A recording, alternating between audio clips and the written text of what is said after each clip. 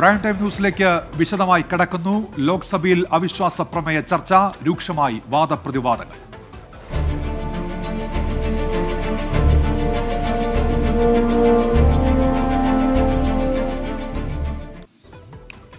മണിപ്പൂരിനെ പ്രധാനമന്ത്രി നരേന്ദ്രമോദി വിഭജിച്ചെന്നും കൊല ചെയ്യപ്പെട്ടത് രാജ്യം തന്നെയെന്നും രാഹുൽ ഗാന്ധി. ലോക്സഭയിൽ കേന്ദ്ര സർക്കാരിനെതിരായ അവിശ്വാസ പ്രമേയ ചർച്ചയിലാണ് രാഹുൽ ഗാന്ധി പ്രധാനമന്ത്രിക്കെതിരെ ആഞ്ഞടിച്ചത്.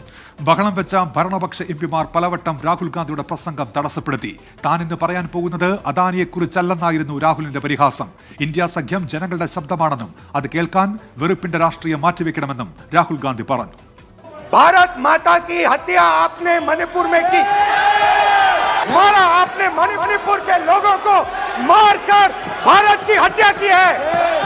आप देश द्रोही हो, आप देशभक्त नहीं हो, आप देश प्रेमी नहीं हो, आप देश द्रोही हो।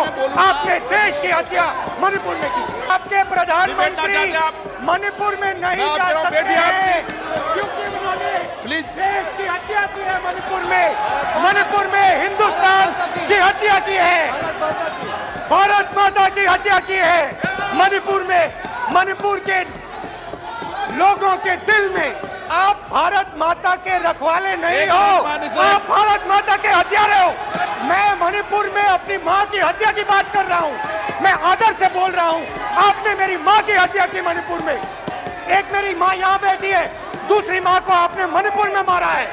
और हर रोज जब तक आप हिंसा को बंद नहीं करोगे तब तक आप मेरी माँ की हत्या कर रहे हो। हिंदुस्तान की सेना मणिपुर में एक दिन में शांति ला सकती है, हिंदुस्तान की सेना का प्रयोग नहीं कर रहे हो क्योंकि आप हिंदुस्तान को मणिपुर में मारना चाहते हो।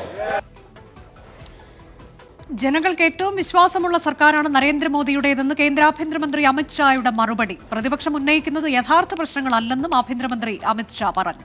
രാഹുൽ ഗാന്ധിയെ പലതവണ നേതാവാക്കാൻ ശ്രമിച്ചിട്ടും പരാജയമാണ് ഫലമെന്നും പരിഹാസം. അഴിമതിയും കുടുംബവാഴ്ചയും പ്രീണന രാഷ്ട്രീയവും ഇന്ത്യ വിടണം എന്ന മുദ്രാവാക്യവും BJP എംപിമാർ ഉയർത്തി. नरेंद्र मोदी जी ने भ्रष्टाचार, परिवारवाद और तुष्टीकरण को हटाकर पॉलिटिक्स ऑफ परफॉर्मेंस को तरजीह दी और आज विकास जनता के फैसलों का निर्णय करता है। मगर फिर भी कहीं कहीं दूर तक भ्रष्टाचार भी बैठा है, बच गया है, परिवारवाद तो दिखाई ही पड़ता है और तुष्टीकरण की राजनीति भी चलती है। इसलिए मोदी जी ने आज नारा दिया है, भ्रष्टाचार क्विट इंडिया, परिवारवाद क्विट इंडिया, तुष्टीकरण क्विट।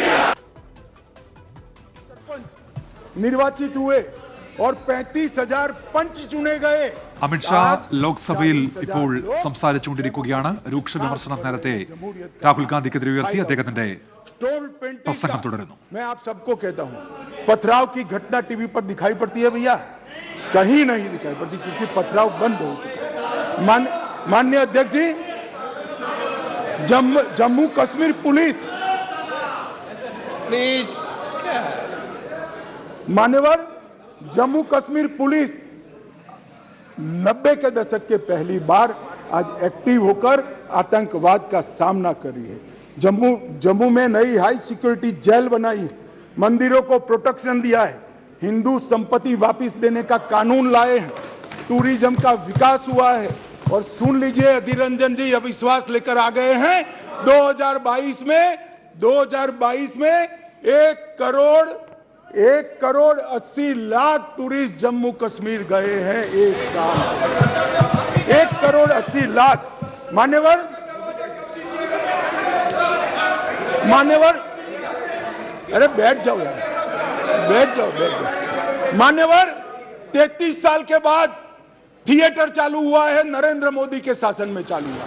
33 साल के बाद नाइट शो चालू हुआ है, नरेंद्र मोदी के शासन में चालू हुआ। 33 साल के बाद शिकाराओं की स्पर्धा चालू हो गई, बंद कर दी थी, चालू हुई है नरेंद्र मोदी। 33 साल से दानिश अली सुन ले, 33 साल से मोहर्रम बंद था, पहली बार नरेंद्र मोदी सरकार में मोहर्रम चालू हुआ।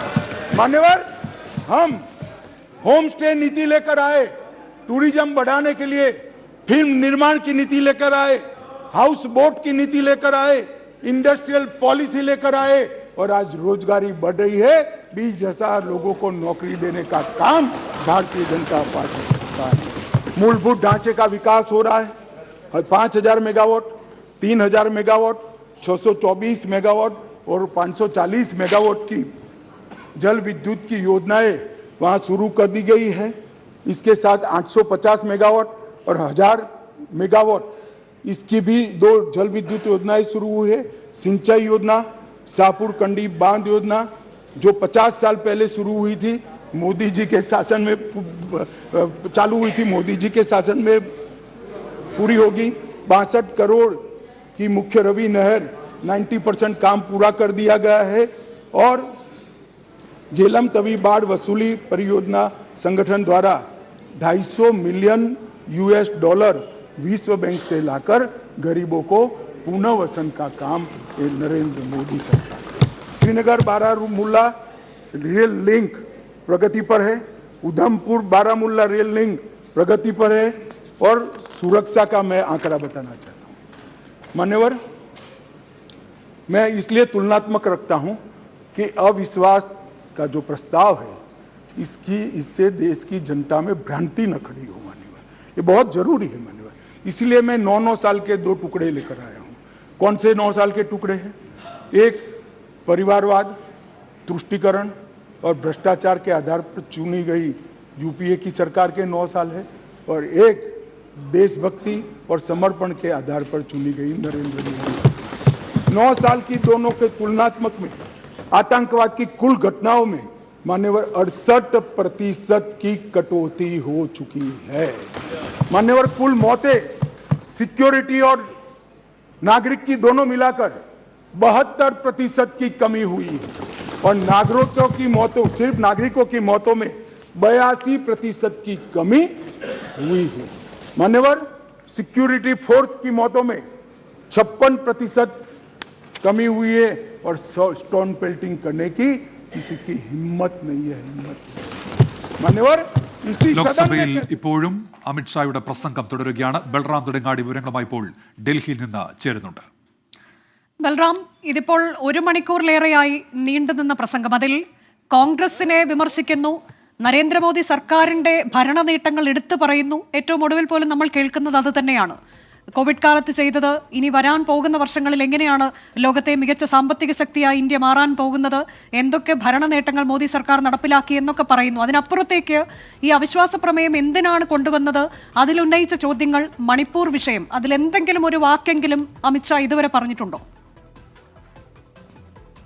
അനുജ, ഉന്മേഷ്, ഇപ്പോൾ ആഭ്യന്തരമന്ത്രി അമിത്ഷായുടെ പ്രസംഗം 1 മണിക്കൂർ 5 മിനിറ്റ് പിന്നിട്ടിരിക്കുന്നു. എന്നാൽ ഈ അടിയന്തര പ്രമേയം കൊണ്ടുവന്ന വിഷയമായ മണിപ്പൂരിലെ സംഘർഷം അല്ലെങ്കിൽ മണിപ്പൂർ എന്ന വാക്കുപോലും ആഭ്യന്തരമന്ത്രി ഇതുവരെ ഒരിക്കൽ പോലും പ്രയോഗിച്ചിട്ടില്ല എന്നുള്ളതാണ് പ്രതിപക്ഷം ഉന്നയിച്ച ആരോപണങ്ങൾക്ക് മണിപ്പൂർ എന്ന വിഷയത്തിൽ ഒഴികെ മറ്റ് മറുപടികളാണ് അദ്ദേഹം പറയുന്നത്. ഒപ്പം തന്നെ പ്രതിപക്ഷത്തിന്റെ മുൻകാല ചരിത്രം, പ്രത്യേകിച്ച് കോൺഗ്രസിന്റെ മുൻകാല ചരിത്രത്തിലെ ഓരോ സന്ദർഭങ്ങളും എടുത്ത് പരിഹസിക്കുക എന്നുള്ളതാണ് ഇതുവരെയും ആഭ്യന്തരമന്ത്രി സ്വീകരിച്ചു വരുന്ന രീതി എന്നുള്ളത്. താൻ എല്ലായിടത്തും രാജ്യത്തെ എല്ലാ സംസ്ഥാനങ്ങളിലും സന്ദർശിച്ച് ജനങ്ങളെ കേൾക്കുന്ന ആളാണെന്ന് ആഭ്യന്തരമന്ത്രി പറഞ്ഞു. ഒപ്പം തന്നെ ഈ അവിശ്വാസ പ്രമേയത്തെ ഗണ്ണിക്കാൻ പലതവണ അദ്ദേഹം രാജ്യത്തെ ജനങ്ങൾക്ക് പ്രധാനമന്ത്രി നരേന്ദ്രമോദിയിൽ വിശ്വാസമുണ്ടെന്ന് 4 തവണ പ്രസംഗത്തിനിടെ അദ്ദേഹം ആവർത്തിച്ച് പറയുകയും അത് പറയുമ്പോൾ അനുകൂലമായി മോദി മോദി മുദ്രാവാക്യങ്ങൾ ഭരണപക്ഷത്തു നിന്ന് ഉയരുകയും ചെയ്തു. ഒപ്പം തന്നെ പ്രധാനമന്ത്രി നരേന്ദ്രമോദി ഇന്നു മുതൽ ആഹ്വാനം ചെയ്ത ക്വിറ്റ് ഇന്ത്യ എന്ന പ്രതിഷേധ പരിപാടിയുടെ മുദ്രാവാക്യങ്ങൾ ആഭ്യന്തരമന്ത്രി 3 തവണ സഭയിൽ ആവർത്തിച്ച് ഉന്നയിക്കുകയും ചെയ്തിട്ടുണ്ട്. അഴിമതി, സ്വജനപക്ഷപാതം, കുടുംബവാഴ്ച തുടങ്ങിയവ ഇന്ത്യ വിടുക എന്ന മുദ്രാവാക്യമാണ് ആഭ്യന്തരമന്ത്രി ഉന്നയിച്ചത്. 2008 മൻമോഹൻ സിംഗ് സർക്കാർ വിശ്വാസ വോട്ട് നേടാൻ വേണ്ടി നടത്തിയ ആ ഘട്ടത്തിൽ ഉയർന്ന കോഴ വിവാദം അടക്കമുള്ളവ ആഭ്യന്തരമന്ത്രി സഭയിൽ എടുത്തു പറഞ്ഞു. അധികാരം നിലനിർത്താനായി അഴിമതി കാണിച്ച ചരിത്രമാണ് കോൺഗ്രസിനുള്ളത് എന്നും എന്നാൽ പ്രത്യയശാസ്ത്രത്തിൽ വിശ്വസിക്കുന്ന പാർട്ടിയാണ് BJP എന്നും അദ്ദേഹം പറഞ്ഞു. പ്രധാനമായും പ്രതിപക്ഷത്തെ വിമർശിക്കുക, ഒപ്പം തന്നെ നരേന്ദ്രമോദി സർക്കാർ നടപ്പാക്കിയ വികസന പദ്ധതികൾ, പാകിസ്ഥാനെതിരെ നടത്തിയ 2 ആക്രമണങ്ങൾ എന്നിവ എടുത്തു കാട്ടുകയായിരുന്നു ആഭ്യന്തരമന്ത്രി തന്റെ പ്രസംഗത്തിൽ ഇതുവരെയും അദ്ദേഹം അനുവർത്തിച്ച രീതി. എങ്കിൽ പോലും ഇനിയും ഒരുപാട് കാര്യങ്ങൾ അഴിമതിയെക്കുറിച്ച് പറയാനുണ്ടെന്ന് ആഭ്യന്തരമന്ത്രി ഇടയ്ക്ക് പറഞ്ഞു വെച്ചിട്ടുണ്ട്. അത് താൻ പറയുമെന്ന് പറഞ്ഞിട്ടുണ്ട്. ഒപ്പം ബംഗാളിനെ കുറിച്ചും തനിക്ക് സംസാരിക്കാനുണ്ടെന്ന് പ്രസംഗം തുടങ്ങുന്ന ഘട്ടത്തിൽ തന്നെ ആഭ്യന്തരമന്ത്രി പറഞ്ഞിട്ടുണ്ട്. ഈ കാര്യങ്ങൾ എല്ലാം ഉൾപ്പെടുന്ന നീണ്ട പ്രസംഗത്തിനാണ് ആഭ്യന്തരമന്ത്രി തയ്യാറായി എത്തിയിരിക്കുന്നത് എന്നാണ് വ്യക്തമാകുന്നത്. ഇതുവരെയും അദ്ദേഹം എന്നാൽ 1 മണിക്കൂറിലേറെ നീണ്ട പ്രസംഗത്തിൽ ഇതുവരെയും മണിപ്പൂരിലെ കുറിച്ചോ അവിടെ സ്വീകരിച്ച നടപടികളെ കുറിച്ചോ നിലവിലെ സ്ഥിതിയെക്കുറിച്ചോ ആഭ്യന്തരമന്ത്രി ഒരു വാക്കോ ഒരക്ഷരം പോലും പ്രതിപാദിച്ചില്ല എന്നുള്ളത് ഇതുവരെയും ഏറ്റവും ശ്രദ്ധേയമായ ഒരു വിഷയം തന്നെയാണ്. അതേസമയം രാഹുൽ ഗാന്ധി ഇന്ന് ശ്രമിച്ചത് പൂർണ്ണമായും മണിപ്പൂർ വിഷയം മുൻനിർത്തി കേന്ദ്ര ഏതായാലും ഇതുവരെയും അമിത്ഷാ മണിപ്പൂരിനെ കുറിച്ച് പരാമർശിക്കാതെ തന്റെ പ്രസംഗം തുടരുന്നു ലോക്സഭയിൽ എന്നതാണ്. രാഹുൽ ഗാന്ധിക്കെതിരെ BJP വനിതാ MPമാർ ലോക്സഭാ സ്പീക്കർക്ക് പരാതി നൽകി. അവിശ്വാസ പ്രമേയ ചർച്ചയിൽ പ്രസംഗിച്ച് മടങ്ങുന്നതിനിടെ കേന്ദ്രമന്ത്രി സ്മൃതി ഇറാനിക്ക് ഫ്ലൈയിങ് കിസ് നൽകിയെന്നാണ് ആരോപണം. രാഹുൽ ഗാന്ധിയുടെ നടപടി സ്ത്രീ വിരുദ്ധമെന്ന് സ്മൃതി ഇറാനി പ്രതികരിച്ചു. പാർലമെന്റിൽ പ്രധാനമന്ത്രിയെ കെട്ടിപ്പിടിച്ചും കണ്ണിറുക്കിയും വാർത്തകളിൽ ഇടം പിടിച്ചിട്ടുള്ള രാഹുൽ ഗാന്ധി സ്മൃതി ഇറാനിക്ക് ഫ്ലൈയിങ് കിസ് നൽകിയെന്നാണ് BJP ആരോപിക്കുന്നത്. പാർലമെന്റിലെ പ്രസംഗത്തിനു ശേഷം തിരിച്ചുപോകുന്നതിനിടെയായിരുന്നു ആംഗ്യവിക്ഷേപമെന്ന പരാതി. അവിശ്വാസ പ്രമേയ ചർച്ചയിൽ തന്റെ പ്രസംഗം കഴിഞ്ഞ ഉടനെ രാഹുൽ ഗാന്ധി സഭ വിട്ടിരുന്നു. എന്നാൽ BJPയുടെ വനിതാ MPമാർ ഉന്നയിക്കുന്ന ആരോപണത്തെ സാധൂകരിക്കുന്ന ദൃശ്യങ്ങൾ ഇതുവരെ പുറത്തു വന്നിട്ടില്ല. സംഭവത്തിന് ദൃക്സാക്ഷികളുമില്ല. കോൺഗ്രസിന്റെ സംസ്കാരമാണ് രാഹുൽ ഗാന്ധി പ്രകടിപ്പിച്ചതെന്ന കേന്ദ്രമന്ത്രി സ്മൃതി ഇറാനി പ്രതികരിച്ചു. Has the misogynistic behavior of a man been so visible in Parliament as what was done by Shri Rahul Gandhi today? When the House of the People, where laws are made to protect the dignity of women, during the course of a session stands witness to a man's misogyny, my question is, should he be brought to task? സംഭവത്തിൽ 21 BJP വനിതാ MPമാരാണ് Lok Sabha speaker ഓം ബിർളയ്ക്ക് പരാതി നൽകിയത്. മണിപ്പൂർ വിഷയത്തിൽ രാഹുൽ ഗാന്ധി ഉന്നയിച്ച കടുത്ത വിമർശനങ്ങളെ മറയ്ക്കാനാണ് അനാവശ്യ വിവാദങ്ങൾ ഉയർത്തുന്നതെന്നാണ് കോൺഗ്രസിന്റെ മറുപടി. 24 ഡൽഹി. വീണ വിജയനെതിരെ മാസപ്പടി ആരോപണം.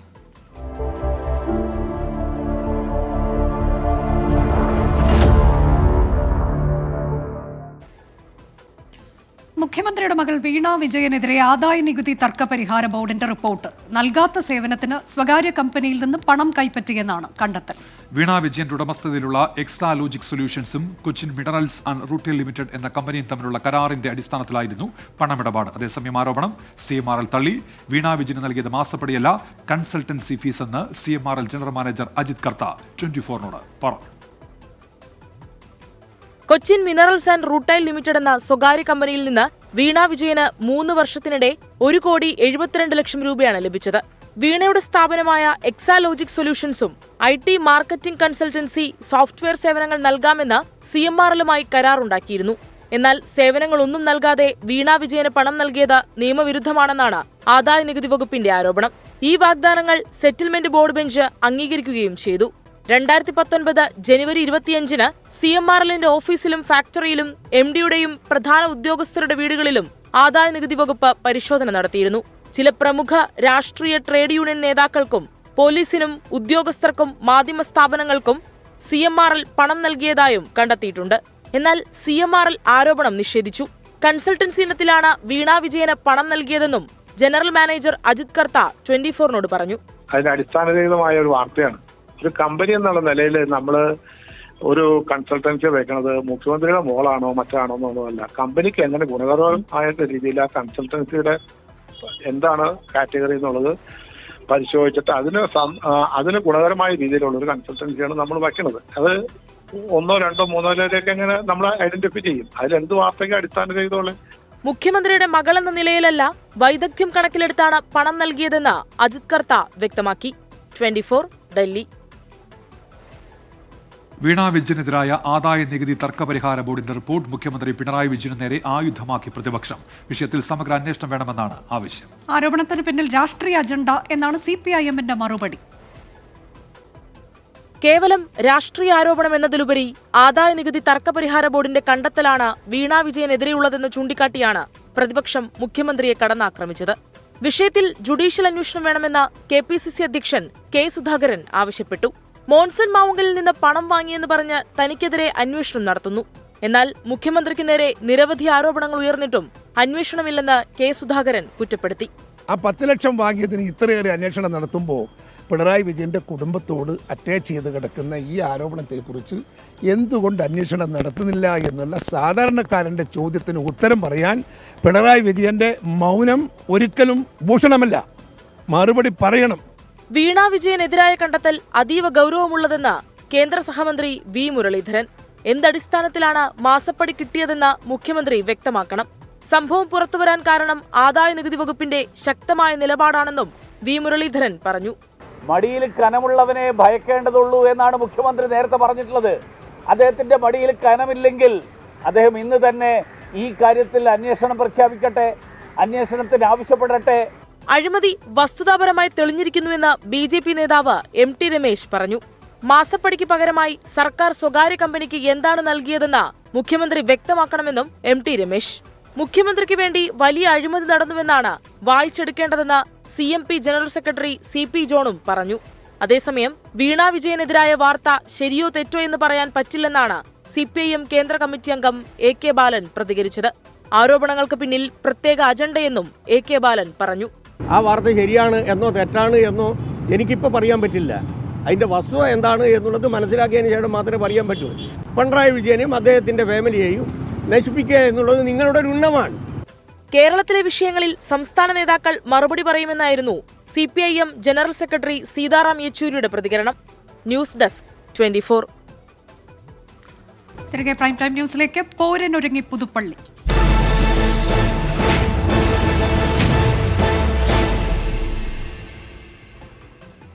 പുതുപ്പള്ളിയിൽ ഉപതെരഞ്ഞെടുപ്പ് പ്രഖ്യാപിച്ച സാഹചര്യത്തിൽ സമ്മേളനം വെട്ടിച്ചുരുക്കി നിയമസഭ നാളെ താൽക്കാലികമായി പിരിയും. സമ്മേളനം അടുത്ത മാസം 11-ന് പുനരാരംഭിക്കാനാണ് കാര്യോപദേശക സമിതിയുടെ തീരുമാനം. ഇതോടെ പുതുപ്പള്ളി ഉപതെരഞ്ഞെടുപ്പ് പ്രചാരണം കൂടുതൽ സജീവമാകും. ചാണ്ടി ഉമ്മൻ ചരിത്ര വിജയം നേടുമെന്നാണ് കോൺഗ്രസ് നേതാക്കളുടെ അവകാശവാദം. അതേസമയം LDF സ്ഥാനാർത്ഥിയെ ശനിയാഴ്ച പ്രഖ്യാപിക്കും.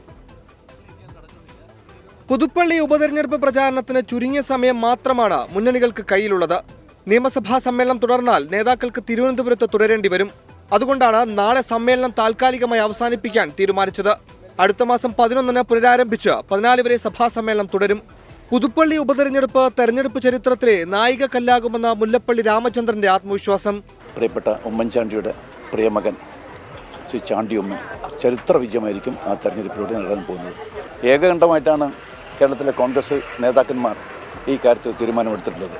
ഉമ്മൻചാണ്ടിയുടെ ഇതുവരെയുള്ള നേട്ടങ്ങളുടെ ഗ്രാൻഡ് ടോട്ടലാകും ഈ തെരഞ്ഞെടുപ്പ് ഫലമെന്ന് VM സുധീരൻ. ശ്രീ ഉമ്മൻചാണ്ടി ഉയർത്തിപ്പിടിച്ച മൂല്യങ്ങളും ആദർശങ്ങളും നടപ്പിലാക്കാൻ പുതുപ്പള്ളിക്ക് വേണ്ടി അദ്ദേഹം ചെയ്തിരുന്ന കാര്യങ്ങൾ പൂർവാധികം ശക്തമായി മുന്നോട്ട് കൊണ്ടുപോകാൻ ഇന്ന് നിയോഗിക്കപ്പെട്ടിരിക്കുന്നത് ചാണ്ടി ഉമ്മനെയാണ്.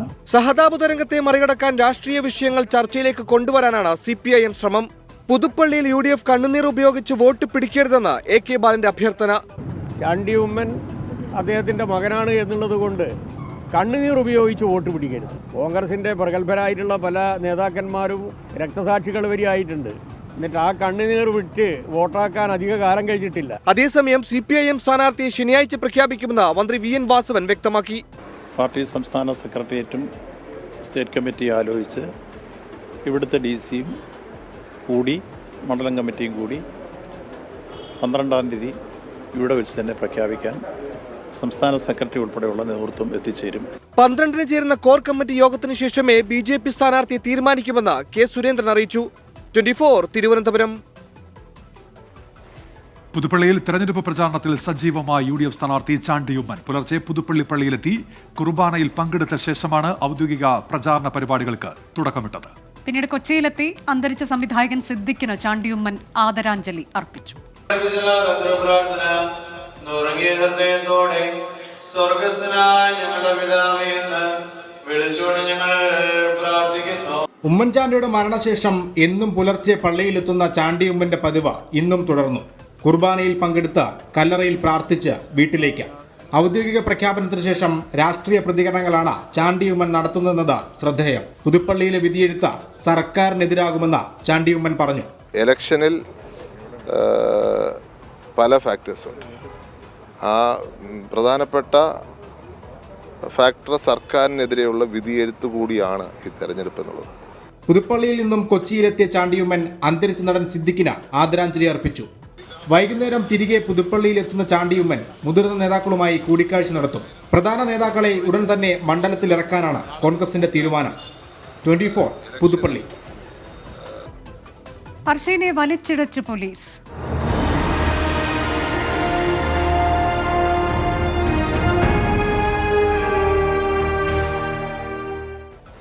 ശസ്ത്രക്രിയക്കിടെ വയറ്റിൽ കത്രിക കുടുങ്ങിയ സംഭവത്തിൽ പരാതിക്കാരി ഹർഷീനെ വലിച്ചിഴച്ച് പോലീസ്. DMO ഓഫീസിന് മുന്നിലെ പ്രതിഷേധത്തിനിടെയാണ് സംഭവം.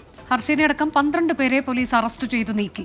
കത്രിക കുടുങ്ങിയത് കോഴിക്കോട് മെഡിക്കൽ കോളേജിൽ നിന്ന് തന്നെയാണെന്ന് പോലീസ് റിപ്പോർട്ട്. മെഡിക്കൽ ബോർഡ് തള്ളിയതിനെതിരെയാണ് സമരസമിതി പ്രതിഷേധം ശക്തമാക്കിയത്. DMO ഉൾപ്പെടുന്ന മെഡിക്കൽ ബോർഡ് യോഗം പോലീസ് അന്വേഷണ റിപ്പോർട്ട് തള്ളിയതോടെ തുടർ നടപടികൾ വൈകുമെന്നുറപ്പായി. ഇക്കാര്യത്തിൽ വ്യക്തത വരുത്തണമെന്നും മെഡിക്കൽ ബോർഡ് റിപ്പോർട്ട് ഹർഷീനയ്ക്ക് നൽകണമെന്നും ആവശ്യപ്പെട്ടായിരുന്നു സമരസമിതിയുടെ പ്രതിഷേധം. കോഴിക്കോട് DMO ഓഫീസിന് മുന്നിൽ മുദ്രാവാക്യം ഉയർന്നതോടെ പോലീസ് ഇടപെട്ടു. സമരക്കാരെ ബലം പ്രയോഗിച്ച് അറസ്റ്റ് ചെയ്ത് നീക്കി.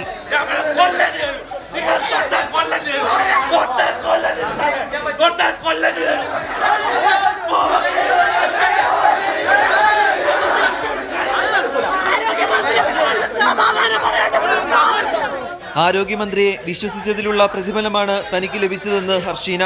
ആരോഗ്യവകുപ്പ് ആരോഗ്യമന്ത്രിനെ വിശ്വസിച്ചു എന്നുള്ളതാണ് ഏറ്റവും വലിയ തെറ്റ്. ആ തെറ്റിനാണ് ഇപ്പോൾ നമ്മൾ അറസ്റ്റ് ചെയ്ത് കൊണ്ടുവന്നത്. ഞാൻ വേദന അനുഭവിച്ചതാണ്, ഞാൻ സഹിച്ചതാണ്. ഞങ്ങളെ കൂടെ ഇവരെല്ലാവരും സഹിക്കുകയാണ് ഇപ്പോൾ. എന്നിട്ട് ഇപ്പോഴും നമ്മളാണ് ഇരയായ, നമ്മളാണ് കുറ്റക്കാർ. എവിടാണ് നീതി, എവിടാണ് നിയമം? കോഴിക്കോട് മെഡിക്കൽ കോളേജിൽ വെച്ചാണ് കത്രിക വയറ്റിൽ കുടുങ്ങിയതെന്നായിരുന്നു പോലീസ് റിപ്പോർട്ട്. എന്നാൽ ഇതിനെ സ്വാധൂകരിക്കുന്ന തെളിവുകൾ ലഭിച്ചില്ലെന്നും MRI സ്കാനിംഗ് ഇതിനായി പരിഗണിക്കാനാകില്ലെന്നും മെഡിക്കൽ ബോർഡ് വിലയിരുത്തി. ഇന്നലെ ചേർന്ന മെഡിക്കൽ ബോർഡിലെ 8-ൽ 2 പേർ മാത്രമാണ് പോലീസ് റിപ്പോർട്ട് അംഗീകരിച്ചത്. നീതിക്കായി കോടതിയെ സമീപിക്കാനും സമരം ശക്തമാക്കാനുമാണ് ഹർഷീനയുടെ തീരുമാനം. ഈ മാസം 16-ന് സെക്രട്ടേറിയറ്റിനു മുന്നിൽ ഏകദിന ഉപവാസ സമരവും നടത്തും. 24 കോഴിക്കോട്.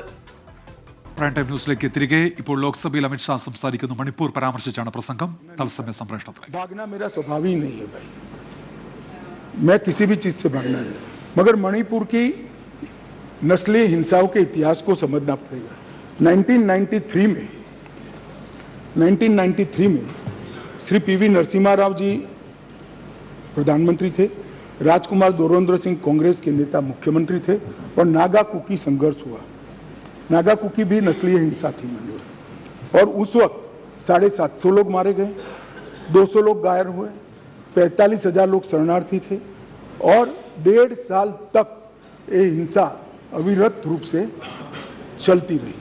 अब ये कहते हैं प्रधानमंत्री जी क्यों नहीं बोले? भाई 700 लोग मारे गए थे, 200 लोग घायल हुए, 45,000 लोग शरणार्थी बने। आपको मालूम है जवाब किसने दिया? मान्यवर, इनको मालूम है जवाब किसने दिया? MOS राजेश पायलट। और मुझे नहीं बोलने देते। मान्यवर, इतनी जघन्य घटना हुई, भारत सरकार से किसी ने मुलाकात की क्या था? ट्राइबल मिनिस्टर गया? ना जी। समाज कल्याण विभाग के मंत्री गए? ना जी। होम मिनिस्टर का question does not arise. MOS गए? ना जी। और ये पूछते हैं हमें कि प्रधानमंत्री क्यों नहीं गए? अरे भाई, आप जरा देखिए कि नस्लीय हिंसाओं का इतिहास, मैं पूरा बताता हूँ इतिहास, मुझे जल्दबाजी नहीं है, बड़ा महत्वपूर्ण मुद्दा है, मुझे पूरा बताना है इतिहास।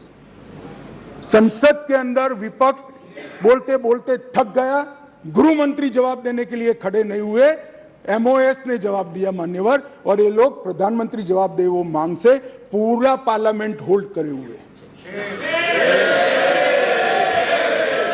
मान्यवर, 1993 में दूसरी बार संघर्ष हुआ, मतई पंगल संघर्ष हुआ, 100 लोग मारे गए, वो भी 1 साल तक चला, और राज्यसभा में गृह मंत्री ने जवाब दिया, बस, लोकसभा में नहीं।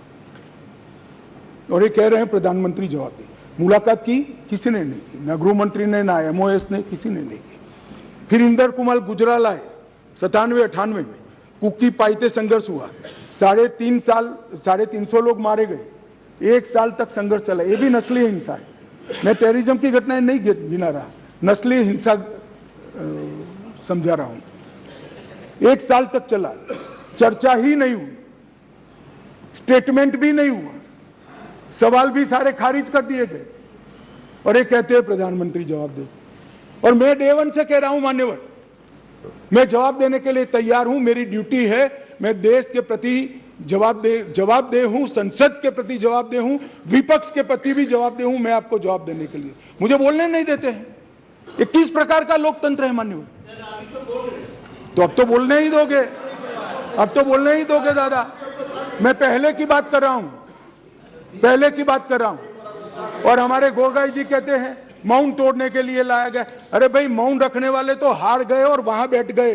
हम ലോക്സഭയിൽ അമിത്ഷാ സംസാരിക്കുന്നു. മണിപ്പൂർ പരാമർശിച്ചുകൊണ്ട് അദ്ദേഹത്തിന്റെ പ്രസംഗം തുടരുകയാണ് ലോക്സഭയിൽ. ഇതിനു മുൻപ് മണിപ്പൂരിൽ കലാപമുണ്ടായ ഘട്ടത്തിലൊക്കെ മുൻ മന്ത്രിസഭകളുടെ കാലത്തൊക്കെ ആരാണ് മറുപടി പറഞ്ഞിട്ടുള്ളത്? പ്രധാനമന്ത്രി മറുപടി പറഞ്ഞിട്ടില്ല എന്നതൊക്കെയുള്ളത് അദ്ദേഹം ചൂണ്ടിക്കാട്ടുകയും ചെയ്യുന്നുണ്ട്. ഇപ്പോൾ പക്ഷേ പ്രതിപക്ഷം ആവശ്യപ്പെടുന്നത് പ്രധാനമന്ത്രി മറുപടി പറയണമെന്നതാണ് എന്നതൊക്കെയുള്ള കാര്യങ്ങൾ ഉദ്ധരിക്കുകയാണ് അമിത്ഷാ. സിദ്ദിഖ് ഇനി ഓർമ്മ.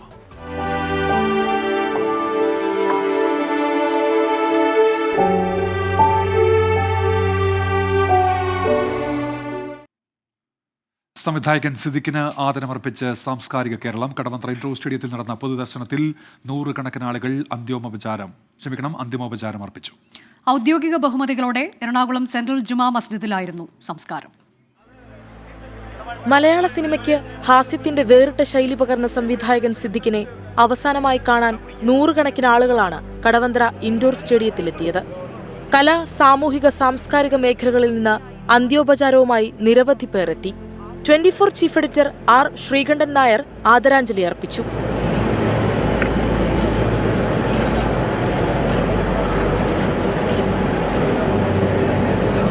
നടൻ മമ്മൂട്ടി, ജയറാം, സംവിധായകൻ ഫാസിൽ, ലാൽ തുടങ്ങി സിദ്ദിഖിന്റെ ജീവിതയാത്രയിൽ ഒപ്പമുണ്ടായിരുന്ന അടുത്ത സുഹൃത്തുക്കളും വിട പറയാനെത്തി.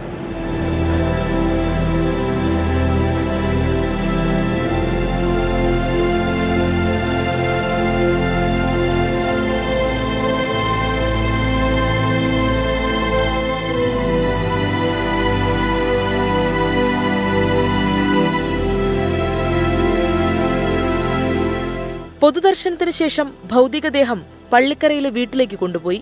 ശേഷം എറണാകുളം സെൻട്രൽ ജുമാ മസ്ജിദിൽ ഔദ്യോഗിക ബഹുമതികളോടെ ഖബറടക്കം. എല്ലാം മറന്ന് ചിരിക്കാൻ പ്രേരിപ്പിക്കുന്ന ഒട്ടേറെ ഫ്രെയിമുകൾ ബാക്കിയാക്കി പ്രിയ കലാകാരൻ വിടവാങ്ങി. 24 കൊച്ചി.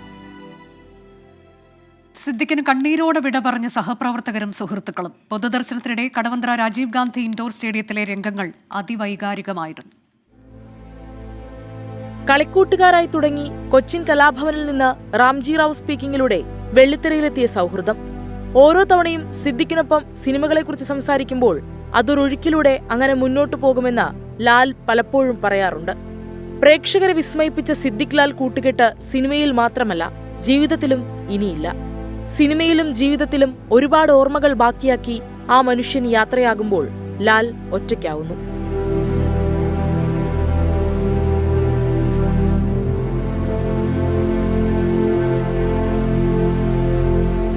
വെള്ളിത്തിരയിലേക്ക് ഇരുവരെയും കൈപിടിച്ചു കയറ്റിയ ഫാസിലിനെ കണ്ടതോടെ ലാൽ വിങ്ങിപ്പൊട്ടി.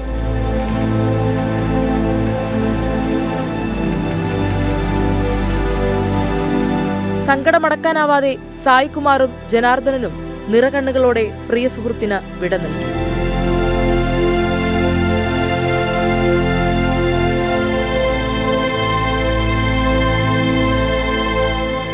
ചലച്ചിത്ര പ്രവർത്തകൻ പ്രൊഫസർ അലിയാർ ഉൾപ്പെടെയുള്ള പ്രമുഖർ അന്തിമോപചാരം അർപ്പിച്ചു. എന്നെ സംബന്ധിച്ചിടത്തോളം അടക്കാനാവാത്ത സങ്കടമുള്ള ഒരു കാര്യമാണ്. സൂപ്പർ ഹിറ്റുകൾ സൃഷ്ടിച്ച സംവിധായകനാണ് ആ കാലത്തിൽ അന്തരിച്ചു പോയിരിക്കുന്ന വിഷയമായി വലിയ വിഷമമുണ്ടാക്കുന്ന ഒരു നിര്യാണമാണ്, ഒരു നഷ്ടമാണ് ഇതോടെ സംഭവിച്ചിരിക്കുന്നത്. ജീവിതഗന്ധിയായ കഥാപരിസരങ്ങൾ സമ്മാനിച്ച സംവിധായകന് നിറകണ്ണുകളോടെയല്ലാതെ മറ്റെങ്ങനെയാണ് ഒപ്പമുള്ളവർ യാത്രാമൊഴിയേകുക?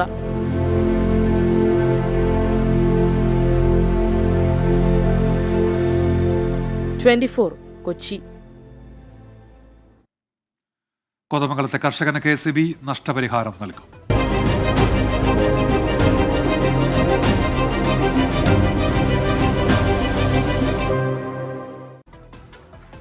KCB ഉദ്യോഗസ്ഥർ വാഴ വെട്ടി നശിപ്പിച്ച സംഭവത്തിൽ കർഷകന് 3.5 ലക്ഷം രൂപ ധനസഹായം നൽകും. ചിങ്ങം 1 തുക കൈമാറും. വൈദ്യുതി മന്ത്രിയും കൃഷിമന്ത്രിയും പങ്കെടുത്ത ഉന്നതതല ചർച്ചയിലാണ് തീരുമാനം. ഇതിനിടെ വാഴകൾ വെട്ടിമാറ്റിയ സംഭവത്തിൽ മനുഷ്യാവകാശ കമ്മീഷൻ സ്വമേധയാ കേസെടുത്തു. ഓഗസ്റ്റ് 4 കോതമംഗലം വാരപ്പെട്ടിയിൽ കർഷകനായ തോമസിന്റെ വാഴകൾ KCB ഉദ്യോഗസ്ഥർ വെട്ടിമാറ്റിയത്. 220 kV വൈദ്യുതി ലൈൻ തകരാറിലാകാൻ കാരണം വാഴകൾക്ക് തീപിടിച്ചതാണെന്ന നിഗമനത്തിലായിരുന്നു KCBയുടെ നടപടി. തുടർന്ന് ശക്തമായ പ്രതിഷേധമുയർന്നതോടെ ഇതേക്കുറിച്ച് അന്വേഷിക്കാൻ പ്രസരണ വിഭാഗം ഡയറക്ടറെ ചുമതലപ്പെടുത്തി. കർഷകന് നഷ്ടപരിഹാരം നൽകണമെന്ന കൃഷിമന്ത്രി P. പ്രസാദ് വൈദ്യുതി മന്ത്രിക്ക് കത്ത് നൽകി. KCB ഉദ്യോഗസ്ഥരുടെ നടപടിയെ ന്യായീകരിക്കുന്നതാണ് അന്വേഷണ റിപ്പോർട്ട്. എങ്കിലും വിളവെടുപ്പിന് തയ്യാറായിരുന്ന വാഴകളാണ് വെട്ടിയത്. കർഷകനെ അറിയിക്കാൻ പറ്റിയില്ല എന്നിവയും കർഷകനുണ്ടായ സാമ്പത്തിക നഷ്ടവും കണക്കിലെടുത്ത ഒരു പ്രത്യേക കേസായി പരിഗണിച്ച് ധനസഹായം നൽകാൻ തീരുമാനിച്ചു. തുടർന്നാണ് കൃഷിമന്ത്രിയുമായി കൂടിയാലോചിച്ച് 3.5 ലക്ഷം രൂപ നൽകാൻ തീരുമാനിച്ചത്. ചിങ്ങം 1 തന്നെ തുക നൽകാൻ KCB ചെയർമാന് വൈദ്യുതി മന്ത്രി നിർദ്ദേശം നൽകി. 3.5 ലക്ഷം രൂപ പാസ്സായിട്ടുണ്ടെന്ന് പറഞ്ഞിട്ട് അറിയിച്ചിരുന്നു. അത് കേട്ടപ്പോൾ സന്തോഷം തോന്നി. സർക്കാർ കാശ് പ്രഖ്യാപിച്ചു എന്ന് പറഞ്ഞതിൻ്റെ പേരിൽ എനിക്ക് സന്തോഷമുണ്ട്. എല്ലാവരോടും നന്ദി നമസ്കാരമുണ്ട്. പ്രത്യേകിച്ചും മന്ത്രിക്കും മന്ത്രിമാർക്കും അതുപോലെ ഇവിടെ വന്ന എല്ലാ ജനങ്ങൾക്കും എല്ലാ നേതാക്കന്മാർക്കും ഇതോടൊപ്പം നമ്മൾ നന്ദി പറയുന്നു. ഇതിനിടെ വാഴകൾ വെട്ടിമാറ്റിയതിൽ മനുഷ്യാവകാശ കമ്മീഷൻ സ്വമേധയാ കേസെടുത്തു. 15 ദിവസത്തിനകം റിപ്പോർട്ട് നൽകാൻ KCB ചെയർമാന് നിർദ്ദേശം നൽകി. 24 തിരുവനന്തപുരം. സംസ്ഥാനത്ത് CPIM പോലീസും കോടതിയുമായി മാറുന്നുവെന്ന് പ്രതിപക്ഷം നിയമസഭയിൽ. ഭരണപക്ഷത്തായിട്ട് പോലും കുട്ടനാട് MLA തോമസ് കെ തോമസിന്റെ പരാതി പോലീസ് അവഗണിച്ചെന്ന് പ്രതിപക്ഷ നേതാവ് VD സതീശൻ ആരോപിച്ചു. ആര് കുറ്റം ചെയ്താലും പോലീസ് മുഖം നോക്കാതെ നടപടിയെടുക്കുമെന്ന് മുഖ്യമന്ത്രി പിണറായി വിജയൻ മറുപടി നൽകി. പോലീസിനെതിരെ തനിക്ക് പരാതിയില്ലെന്ന് തോമസ് കെ തോമസ് MLA വ്യക്തമാക്കി. ഭരണപക്ഷത്തെ വെട്ടിലാക്കാനാണ് സ്വന്തം പാർട്ടിക്കാർ കൊലപ്പെടുത്താൻ ശ്രമിച്ചുവെന്ന കുട്ടനാട് MLA തോമസ് കെ തോമസിന്റെ പരാതി പ്രതിപക്ഷം അടിയന്തര പ്രമേയമായി സഭയിൽ കൊണ്ടുവന്നത്. MLA നിരവധി പരാതികൾ നൽകിയിട്ടും പോലീസ് അവഗണിച്ചുവെന്ന് അവതരണാനുമതി തേടിയ M. വിൻസെന്റ് ആരോപിച്ചു. എന്നാൽ പോലീസ് കൃത്യമായി ഇടപെട്ടുവെന്ന് തോമസ് കെ തോമസ് പറഞ്ഞു. സാർ, പോലീസിൽ എനിക്ക് പൂർണ്ണ വിശ്വാസമുണ്ട്. ഒരു സംശയം വേണ്ട. ഇത് അവർ വളരെ നല്ല രീതിയിൽ അന്വേഷിച്ച് ഇതിന് വേണ്ട നടപടി സ്വീകരിച്ചിരിക്കും. അത് ഞാൻ പൂർണ്ണമായിട്ടും വിശ്വസിക്കുന്നു സാർ. ഈ ഗവൺമെന്റിലും എനിക്ക് പൂർണ്ണ വിശ്വാസമാണ്. കുറ്റക്കാർക്കെതിരെ പോലീസ് മുഖം നോക്കാതെ നടപടിയെടുക്കുമെന്ന മുഖ്യമന്ത്രി. ആര് തെറ്റ് ചെയ്താലും അവരുടെ മുഖം നോക്കിയല്ല പോലീസ് ഇപ്പോൾ നടപടിയെടുക്കുന്നത്. ശക്തമായ നടപടിയുണ്ടാവും. തെറ്റ് ചെയ്തു എന്ന അവസ്ഥയുണ്ടെങ്കിൽ ശക്തമായ നടപടി തന്നെ പോലീസിൻ്റെ ഭാഗത്തുണ്ടാവും. ഒരു കുറ്റവാളിയും രക്ഷപ്പെടില്ല. അത് എത്ര പ്രധാനപ്പെട്ടയാളായാലും. അതാണ് സ്വീകരിക്കുന്ന നിലപാട്. പോലീസിനെ ന്യായീകരിച്ചുള്ള മുഖ്യമന്ത്രിയുടെ മറുപടിയെ പ്രതിപക്ഷ നേതാവ് കടന്നാക്രമിച്ചു. CPIM-ന്റെ മുൻ MLA ജോർജ് M. തോമസിനെതിരെയുള്ള പരാതി പോലീസ് മുക്കി. വിരോധമുള്ളവർക്കെതിരെ കേസെടുക്കുകയാണ് പോലീസ് ചെയ്യുന്നതെന്നും പ്രതിപക്ഷ നേതാവ് VD സതീശൻ കുറ്റപ്പെടുത്തി. സാർ, നിങ്ങളുടെ പോലീസ് മുഖം നോക്കിയാണ് നടപടിയെടുക്കുന്നത്. മുഖം നോക്കി നിങ്ങൾക്ക് ഇഷ്ടമില്ലാത്തവരുടെ പേരിൽ നിങ്ങൾ കേസുകൾ എടുക്കും. നിങ്ങൾക്ക് വിരോധമുള്ളവരുടെ പേരിൽ നിങ്ങൾ കേസെടുക്കും. നിങ്ങളുടെ ഇഷ്ടക്കാരെ, നിങ്ങളുടെ പാർട്ടിക്കാരെ നിങ്ങൾ പൂർണ്ണമായി നിങ്ങൾ സംരക്ഷിക്കും. സാർ, ആ പോലീസിനെ കുറിച്ചാണ് ഞങ്ങൾക്ക് സംശയം. അടിയന്തര പ്രമേയത്തിന് സ്പീക്കർ അവതരണാനുമതി നിഷേധിച്ചതിൽ പ്രതിഷേധിച്ച് പ്രതിപക്ഷം നിയമസഭയിൽ നിന്ന് ഇറങ്ങിപ്പോയി. 24 തിരുവനന്തപുരം. സർക്കാരിന്റെ മദ്യനയത്തിനും സാമ്പത്തിക നയത്തിനുമെതിരെ നിയമസഭയിൽ രൂക്ഷ വിമർശനവുമായി പ്രതിപക്ഷം. അബ്കാരി ഭേദഗതി ബില്ലിന്റെയും നികുതി ചുമത്തൽ ഭേദഗതി ബില്ലിന്റെയും ചർച്ചയിലാണ് പ്രതിപക്ഷം വിമർശനം ഉന്നയിച്ചത്. മിത്ത വിവാദം ഉൾപ്പെടെ നിരവധി പ്രശ്നങ്ങളുണ്ടായിട്ടും മുഖ്യമന്ത്രി പ്രതികരിക്കാത്തതിനെയും പ്രതിപക്ഷം ചോദ്യം ചെയ്തു. സർക്കാരിന്റെ മദ്യനയത്തെയും സാമ്പത്തിക പ്രതിസന്ധിയിലെ ഇടപെടലിലെ പോരായ്മയും ബില്ലുകളുടെ ചർച്ചയ്ക്കിടെ പ്രതിപക്ഷം ചോദ്യം ചെയ്തു. 2023 അബ്കാരി ഭേദഗതി ബില്ലിന്മേലുള്ള ചർച്ചയ്ക്കിടെയായിരുന്നു മദ്യനയത്തിനെതിരായ പ്രതിപക്ഷ വിമർശനം. എന്നാൽ മദ്യനയം സംബന്ധിച്ച് നടക്കുന്നത് തെറ്റായ പ്രചരണമാണെന്ന് മന്ത്രി MV രാജേഷ് മറുപടി നൽകി. രാഷ്ട്രീയ ലക്ഷ്യത്തോടെ, ഞാൻ തെറ്റൊന്നും പറയുന്നില്ല, അദ്ദേഹം സർക്കാരിനെ ആക്രമിക്കാൻ കിട്ടുന്ന എല്ലാ അവസരവും ഉപയോഗിക്കുന്ന ആളാണ്. ഇപ്പോഴാണെങ്കിൽ പ്രത്യേകിച്ച് ആക്രമിക്കാൻ കിട്ടുന്ന അവസരങ്ങൾ ഉപയോഗിക്കേണ്ട ഒരു സന്ദർഭമാണ് എന്ന് അദ്ദേഹത്തിനും അറിയാം. അപ്പം അതെല്ലാം കണക്കിലെടുത്തുകൊണ്ടായിരിക്കും ഇത്തരത്തിലുള്ള കാര്യങ്ങൾ ഇവിടെ പറഞ്ഞിട്ടുള്ളത്. കടുത്ത സാമ്പത്തിക പ്രതിസന്ധിയിലായ കേരളത്തിൽ നികുതി വെട്ടിപ്പും നികുതി ചോർച്ചയും വ്യാപകമാണെന്ന് കേരള നികുതി ചുമത്തൽ നിയമങ്ങൾ ഭേദഗതി ബില്ലിന്റെ ചർച്ചയ്ക്കിടെ തിരുവഞ്ചൂർ രാധാകൃഷ്ണനും രമേശ് ചെന്നിത്തലയും കുറ്റപ്പെടുത്തി. കേരളം മുടിഞ്ഞ സംസ്ഥാനമാണെന്ന് പ്രതിപക്ഷം പറഞ്ഞു നടക്കുന്നുവെന്ന് ധനമന്ത്രി വിമർശിച്ചു. വലിയ തോതിൽ ആ വരുമാനം കുറഞ്ഞ പോകുന്ന സ്ഥിതി വരും എന്ന് പ്രതീക്ഷിക്കുന്നില്ല സാർ. പൊതുവിൽ ഈ കാര്യങ്ങൾ പറയുമ്പോൾ ഈ കേരളം ഒരു ആകെ നശിച്ച് മുടിഞ്ഞ തറവാടാണ് എന്നൊക്കെ പറഞ്ഞിട്ട് പറയുന്നതിനകത്ത് സാർ, കേരളം എന്ന് പറഞ്ഞാൽ നമ്മുടെ എല്ലാം കൂടെ നാട്ടിലെ സാർ, കേരളം ആകെ മുടിഞ്ഞ തറവാടാണെന്നൊക്കെ നിങ്ങൾ പറയുമ്പോൾ ആളുകൾ വിചാരിക്കുന്ന ഞങ്ങളുടെ ഇവിടെ അങ്ങ് മുടിഞ്ഞിട്ടില്ല, തിരുവഞ്ചൂർ ഭാഗത്തെങ്ങും മുടിഞ്ഞിട്ടില്ല, ഹരിപ്പാട് ഭാഗത്തെങ്ങും മുടിഞ്ഞിട്ടില്ല, ചിലപ്പം കായംകുളം ഭാഗത്ത് മുടിഞ്ഞായിരിക്കും, അല്ലെങ്കിൽ കൊല്ലം ഭാഗത്ത് മുടിഞ്ഞായിരിക്കും എന്നായിരിക്കും ആളുകൾ വിചാരിക്കുന്നത്. കാരണം നിങ്ങളുടെ അവിടെ അങ്ങും ഈ മുടിവില്ലല്ലോ. സംസ്ഥാനത്തിന്റെ നാമധേയം ഭരണഘടനയിലും മറ്റ് ഔദ്യോഗിക രേഖകളിലും കേരളമെന്നാക്കണമെന്ന് നിയമസഭ കേന്ദ്ര സർക്കാരിനോട് ആവശ്യപ്പെട്ടു. മുഖ്യമന്ത്രി പിണറായി വിജയൻ അവതരിപ്പിച്ച പ്രമേയം നിയമസഭ ഐകകണ്ഠേനയാണ് പാസാക്കിയത്. 24 തിരുവനന്തപുരം. ചന്ദ്രയാൻ 3ന്റെ രണ്ടാം ഘട്ട ചാന്ദ്ര ഭ്രമണപഥം താഴ്ത്തൽ വിജയകരമായി പൂർത്തീകരിച്ചുവെന്ന് ISRO അറിയിച്ചു. ഇന്ന് ഉച്ചയ്ക്ക് 1 മണിക്കും 2 മണിക്കും ഇടയിലാണ് ഭ്രമണപഥം താഴ്ത്തിയത്. മൂന്നാം ഘട്ടം 14-ന് രാവിലെ 11:30-നും 12:30-നും ഇടയിൽ നടക്കും. അവസാന ഭ്രമണപഥം താഴ്ത്തൽ 16-നാണ്. 17-ന് ചന്ദ്രനോട് 100 കിലോമീറ്റർ അടുത്തെത്തിയ ശേഷം ലാൻഡർ പ്രൊപ്പൽഷൻ മൊഡ്യൂളിൽ നിന്ന് വേർപെടും. റോവർ ചന്ദ്രനോട് 30 കിലോമീറ്റർ അടുത്തെത്തിയ ശേഷമാണ് ചന്ദ്രയാന്റെ സോഫ്റ്റ് ലാൻഡിംഗ്. 23-ന് വൈകിട്ടാണ് ചരിത്ര ദൗത്യമായ സോഫ്റ്റ് ലാൻഡിംഗ് നടക്കുക. കൊല്ലത്ത് രണ്ടാം ഭാര്യയെ വെള്ളത്തിൽ തള്ളിയിട്ട് കൊലപ്പെടുത്തിയ കേസിൽ 8 വർഷത്തിനു ശേഷം ഭർത്താവ് അറസ്റ്റിൽ. തേവലക്കര സ്വദേശി അബ്ദുൾ ഷിഹാബാണ് ക്രൈംബ്രാഞ്ചിന്റെ പിടിയിലായത്. പാലക്കോട് സ്വദേശി ഷജീറെ കല്ലുംമുട്ടൽ കടവിൽ വെച്ച് ഷിഹാബ് അപായപ്പെടുത്തുകയായിരുന്നു. 2015 ജൂൺ 17-നാണ് ശാസ്താംകോട്ട കല്ലുംമുട്ടൽ കടവിൽ വെച്ച് വെള്ളത്തിൽ വീണ ഷജീറ മരിച്ചത്. ശാസ്താംകോട്ട പോലീസ് രജിസ്റ്റർ ചെയ്ത കേസ് 2017-ൽ കൊല്ലം ക്രൈംബ്രാഞ്ച് ഏറ്റെടുക്കുകയായിരുന്നു. ശാസ്ത്രീയ സാഹചര്യ തെളിവുകളുടെയും പിൻബലത്തിലാണ് ക്രൈംബ്രാഞ്ച് ഭർത്താവായ അബ്ദുൾ ഷിഹാബാണ് പ്രതിയെന്ന് ഉറപ്പിക്കുന്നത്. സംഭവത്തെക്കുറിച്ച് ക്രൈംബ്രാഞ്ച് പറയുന്നത് ഇങ്ങനെ: സംഭവ ദിവസം വൈകുന്നേരം കരിമീൻ വാങ്ങാൻ എന്ന പേരിലാണ് കല്ലുമൂട്ടൽ കടവിൽ ഷജീറയെ ഭർത്താവ് എത്തിച്ചത്. തുടർന്ന് കായലിലേക്ക് തള്ളിയിട്ടു. ബഹളം കേട്ട് ആളുകൾ ഓടിക്കൂടിയതോടെ പരസ്പര വിരുദ്ധമായി സംസാരിച്ചു. ഷജീറയ്ക്ക് ചികിത്സ നൽകുന്നത് വൈകിപ്പിക്കാനും ഷിഹാബ് ശ്രമിച്ചതായി ക്രൈംബ്രാഞ്ച് കണ്ടെത്തി. തൊട്ടടുത്തൊരു നഴ്സുണ്ട്, അവർ ഓടി വന്നു കൃപശ്വാസം കൊടുക്കാനായിട്ട് അവർ ശ്രമിച്ചു. ഇയാളോട് പറയുകയും ചെയ്തു. അവരെ കൊണ്ട് ഇയാൾ ചെയ്യിച്ചതുമില്ല, ഇയാൾ പകരം ചെയ്തതുമില്ല. ഇയാൾ പുറത്ത് കയറി കിടന്ന് തടസ്സപ്പെടുത്തുകയായിരുന്നു. അവിടെ അഡ്മിറ്റ് ആയിരിക്കുന്നത് 8:20-നാണ്. 3 മിനിറ്റ് കഴിഞ്ഞാണ് ഷജീറ കാഷ്വാലിറ്റി അഡ്മിറ്റ് ആയിരിക്കുന്നത്. അപ്പോൾ അവിടെ അയാൾ ഈ ചികിത്സ ഒന്ന് താമസിപ്പിക്കാൻ നോക്കിയിട്ടുണ്ട്. അബ്ദുൾ ഷിഹാബിന്റെ മൊഴിയിൽ സംശയം തോന്നിയ അന്വേഷണ സംഘം ശാസ്ത്രീയ തെളിവുകളുടെയും സാക്ഷിമൊഴികളും കിട്ടിയതോടെയാണ് അറസ്റ്റിലേക്ക് കടന്നത്. മകളുടെ മരണത്തിന് കാരണക്കാരനായ അയാളെ പിടികൂടാൻ കഴിഞ്ഞതിൽ സന്തോഷമുണ്ടെന്ന് ഷജീറയുടെ അമ്മ പറഞ്ഞു. ഒരുപാട് സന്തോഷമുണ്ട്. ഇതിന് വേണ്ടി ശ്രമിച്ച ദൈവത്തിനോട് മാത്രം പറഞ്ഞു. ഉദ്യോഗസ്ഥരൊക്കെ നമുക്ക് വളരെ ദൈവത്തോടായിരുന്നു പ്രാർത്ഥന മൊത്തം, വേറെ ആരോടും ഒന്നും പറയത്തില്ലായിരുന്നു. ഉദ്ഘാടനത്തിനും മറ്റും സിനിമ സീരിയൽ താരങ്ങളെ എത്തിക്കുന്ന ജോലിയായിരുന്നു ഷിഹാബിന്. കോടതിയിൽ ഹാജരാക്കിയ ഷിഹാബിനെ റിമാൻഡ് ചെയ്തു.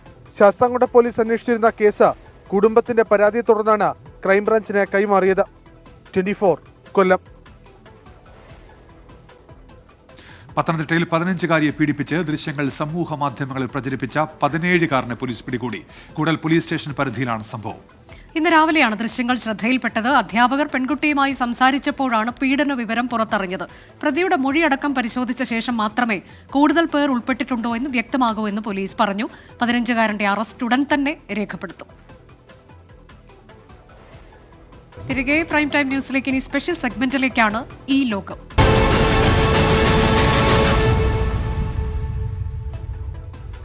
ലോക്സഭയിൽ രാഹുൽ ഗാന്ധി നടത്തിയ തീപ്പൊരി പ്രസംഗമാണ് ഇന്ന് നവമാധ്യമങ്ങളിലെ ചർച്ചാ വിഷയം.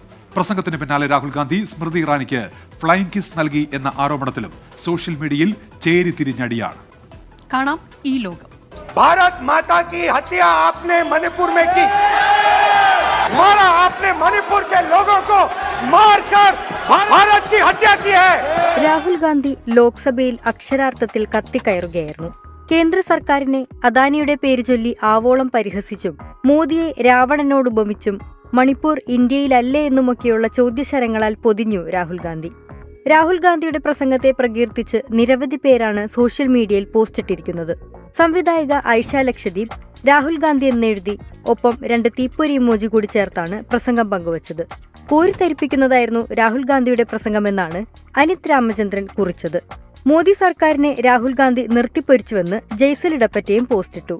അതിനിടെ പ്രസംഗശേഷം രാഹുൽ ഗാന്ധി സ്മൃതി ഇറാനിക്ക് ഫ്ലൈയിങ് കിസ് നൽകിയെന്ന ആരോപണവും ശക്തമാവുകയാണ്. As the misogynistic behavior of a man been so visible in parliament as what was done by Shri Rahul Gandhi today, when the house of the people, where laws are made to protect the dignity of women, during the course of a session stands witness to a man's misogyny. My question is, should he be brought to task? Rahul ഗാന്ധിക്ക് കോട്ടയ്ക്കലല്ല കുതിരവട്ടത്താണ് ചികിത്സ നൽകേണ്ടതെന്നും cabinet മന്ത്രിയായ സ്മൃതി ഇറാനിക്ക് flying kiss ആംഗ്യം കാണിച്ച സംഭവത്തിൽ മറുപടി പറയിക്കുമെന്നും Sandeep Warrier Facebook പോസ്റ്റിൽ കുറിച്ചു. എല്ലാവരും ഉടനെ മണിപ്പൂരും ഹരിയാനയുമൊക്കെ മറക്കാൻ സാധ്യതയുണ്ട്. അതിനേക്കാൾ ചൂടുള്ള വിഷയം വന്നിരിക്കുന്നുവെന്നാണ് വിഷയത്തെ പരിഹസിച്ച് ജോർജ് കുട്ടി കിളിയന്തറയിൽ പോസ്റ്റിട്ടത്. രാഹുൽ തിരിച്ചുവരവ് ഗംഭീരമാക്കിയതിലുള്ള കരച്ചിലാണിതെന്നായിരുന്നു ഹാരിസിന്റെ വാദം. രാഹുൽ ഗാന്ധിയുടേത് അസഭ്യവും സ്ത്രീവിരുദ്ധവുമായ പ്രവൃത്തിയാണെന്ന് അനുരാഗ് ശ്രീവാസ്തവ ട്വീറ്റ് ചെയ്തു. രാഹുൽ ഗാന്ധി സ്മൃതി ഇറാനിയെ നോക്കുക കൂടി ചെയ്തിട്ടില്ലെന്നാണ് മറുവാദം. ഇപ്പോൾ വരുന്നൊരു വാർത്തയിലേക്ക്. തൃശ്ശൂരിൽ നഴ്സസ് നാളെ മുതൽ അനിശ്ചിതകാലത്തേക്ക് പണിമുടക്കും. UNA കീഴിലുള്ള മുഴുവൻ ജീവനക്കാരും അത്യാഹിത വിഭാഗത്തിലെ ജീവനക്കാരും പണിമുടക്കിന്റെ ഭാഗമാകും. കൈപ്പറമ്പ് നൈൽ ആശുപത്രി ഉടമയെ അറസ്റ്റ് ചെയ്യാത്തതിൽ പ്രതിഷേധിച്ചാണ് പണിമുടക്ക്. സൂരജ് സജീവ് വിവരങ്ങളുമായി. സൂരജ്, നേരത്തെ ഇതിന്റെ ഉടമ നഴ്സസിനെ ആക്രമിച്ചു എന്നൊക്കെയുള്ള പരാതി ഇവർ മാധ്യമങ്ങൾക്ക് മുന്നിൽ പറഞ്ഞിരുന്നു. അതിൽ നടപടിയായില്ല എന്നതാണോ ഇപ്പോഴത്തെ സമരത്തിനാധാരം? ആ പരാതിയിൽ നടപടിയാകാത്തതിനെ തുടർന്ന് തന്നെയാണ് ഇത്തരം ഒരു അനിശ്ചിതകാല സമരത്തിലേക്ക് ഇപ്പോൾ ഈ നഴ്സസ് നീങ്ങിയിരിക്കുന്നത്. എന്തായാലും ഇവർ പറയുന്നത് ഈ അറസ്റ്റ് ഉൾപ്പെടെ ഈ ഡോക്ടർ അലോകിനെ അറസ്റ്റ് ചെയ്യുന്ന ഉൾപ്പെടെയുള്ള നടപടികളിലേക്ക് നീങ്ങിയിട്ടില്ല. അതോടൊപ്പം തന്നെ ഈ ലേബർ കമ്മീഷണർ നേതൃത്വത്തിൽ നടന്ന ചർച്ചകൾ തുടർച്ചയായി പരാജയപ്പെടുന്ന ഒരു സാഹചര്യവും ഉണ്ടായി. അതോടൊപ്പം കഴിഞ്ഞ 2 ആഴ്ച മുമ്പ് ജില്ലാ ഭരണകൂടം നൽകിയ ഉറപ്പുകളൊന്നും തന്നെ പാലിക്കപ്പെടാത്ത സാഹചര്യത്തിലാണ് ഇത്തരത്തിലൊരു സമരത്തിലേക്ക്, ശക്തമായ സമരത്തിലേക്ക് നീങ്ങുക എന്നുള്ളത് ഈ ഘട്ടത്തിൽ UNAയുടെ നേതൃത്വത്തിൽ നഴ്സസും അതുപോലെ തന്നെ മറ്റു ജീവനക്കാരും തീരുമാനിച്ചിട്ടുള്ളത്. എന്തായാലും ഈ അത്യാഹിത വിഭാഗം ഉൾപ്പെടെയുള്ള സേവനങ്ങൾ നാളെ മുടങ്ങുന്ന തരത്തിൽ, അതായത് ആ അത്യാഹിത വിഭാഗങ്ങളിൽ ഉൾപ്പെടെ ജീവനക്കാർ നാളെ പണിമുടക്കും എന്നാണ് UNA അറിയിച്ചിരിക്കുന്നത്. എന്തായാലും UNAയുടെ കീഴിൽ വരുന്ന എല്ലാ ജീവനക്കാരും നാളെ മുതൽ അനിശ്ചിതകാല സമരത്തിലേക്ക് നീങ്ങുക എന്നുള്ളതാണ് ഈ ഘട്ടത്തിൽ തീരുമാനിച്ചിട്ടുള്ളത്. അനുജ. ശരി, സൂരജ് സജിയാണ് തൃശ്ശൂരിൽ നിന്ന് വിശദാംശങ്ങൾ നൽകിയത്. ഇതോടെ പ്രൈം ടൈം ന്യൂസ് പൂർത്തിയാകുന്നു. ഇനി പൊതുജനം കഴുതയില്ല എന്ന പരിപാടി കാണാം. SK നെത്തും. നമസ്കാരം.